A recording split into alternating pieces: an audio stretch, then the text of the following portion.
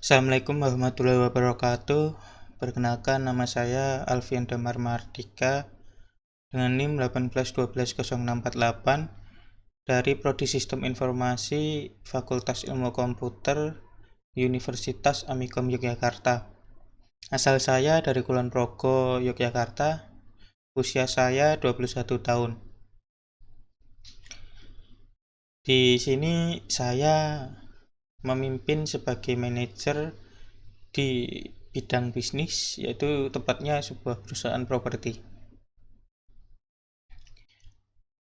Nama usaha yaitu AD Properti, alamatnya di Taman Tirto, Kecamatan Kasihan, Kabupaten Bantul, Daerah Istimewa Yogyakarta. Jenis usaha yaitu perusahaan properti yang bergerak di perusahaan properti. Terus bentuk usahanya yaitu jasa. Nama produk itu ada beberapa seperti hunian. Produk hunian merupakan produk untuk investasi yang paling populer di bisnis. Yang kedua ada produk komersial. Ini produk yang dipakai untuk kebutuhan komersial atau bisnis. Yang selanjutnya ada bangunan industri. Ini seperti contoh ya pabrik gitu. Yang selanjutnya ada lahan untuk pertanian atau perkebunan.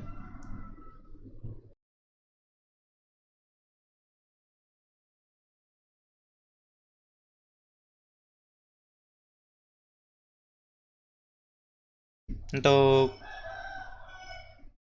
visi yaitu menjadi perusahaan pengembang properti terbaik dan terpercaya yang mampu bersaing sesuai dengan kelasnya. Untuk misi yang pertama, memberikan pelayanan terbaik dan membuat produk yang berkualitas, lingkungan yang nyaman, aman, dan sehat. Yang kedua, menjalin hubungan kerjasama dengan mitra usaha yang saling menguntungkan dan berkelanjutan. Yang ketiga, memaksimalkan potensi setiap properti yang dikembangkan melalui pengembangan terintegrasi untuk memberikan nilai tambah yang tinggi. Yang terakhir yaitu menciptakan lingkungan kerja yang profesional dan meningkatkan produktivitas perusahaan. Untuk strategi dari saya, kenali tim sedekat mungkin. Yang kedua, mempercayai tim. Yang ketiga, memahami permasalahan dengan baik.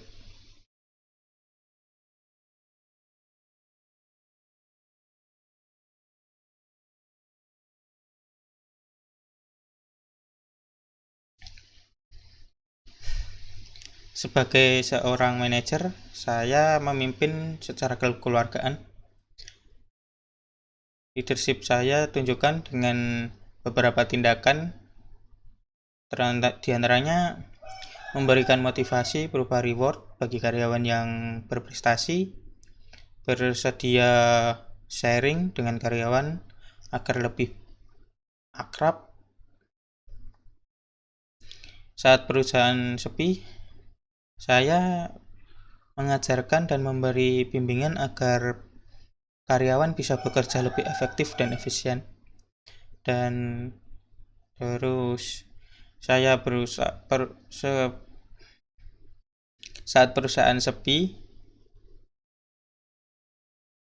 saya juga memberikan ide-ide untuk karyawan agar lebih berkembang dan inovatif. Saat perusahaan ramai, saya membagi pekerjaan dengan karyawan sesuai bidang dan kemampuannya.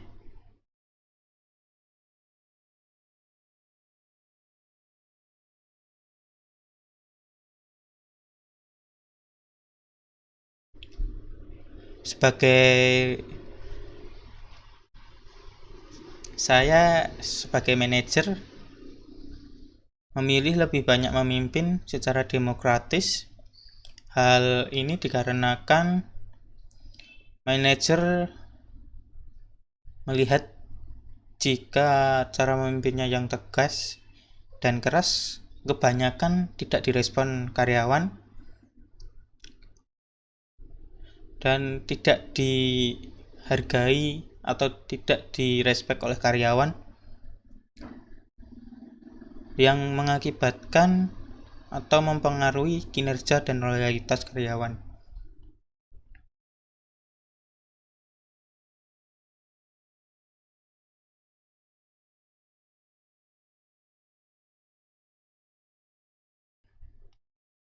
Jika permasalahan internal,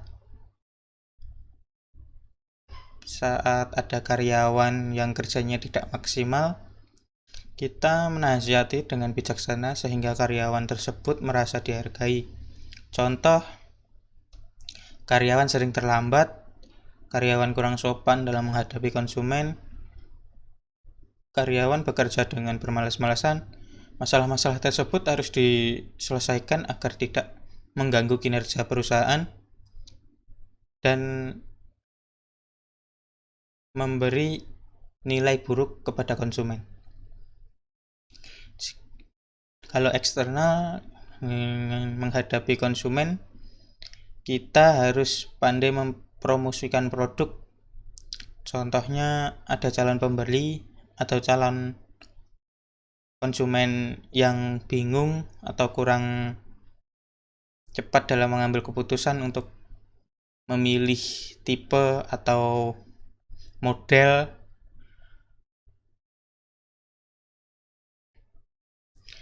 Kita sebagai karyawan atau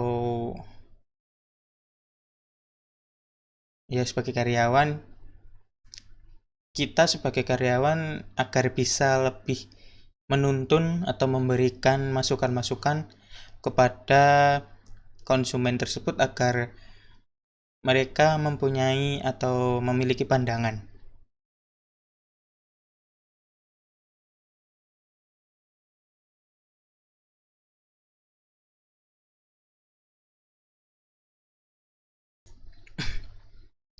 Untuk menghadapi masa pandemi COVID-19 ini, kita bisa memanfaatkan seperti media online, media sosial seperti YouTube, Facebook, Twitter, dan lain-lain. Kita bisa memanfaatkan ads Google, SMS atau WA Blast. Kita bisa juga memanfaatkan TV. Kita tidak melakukan pameran, memberikan sedikit diskon dan kemudahan cara bayar, pemberian hadiah langsung mungkin, dan meningkatkan kekuatan tim sales.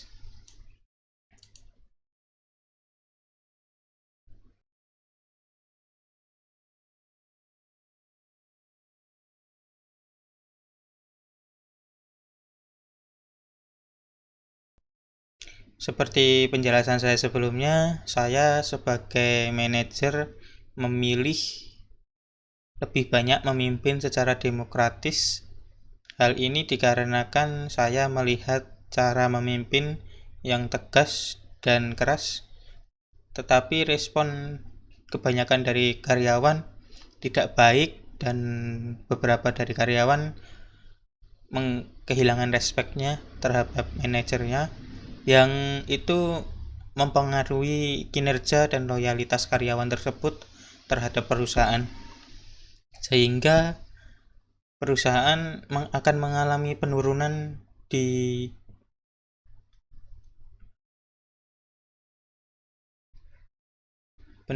integritasnya. Sekian.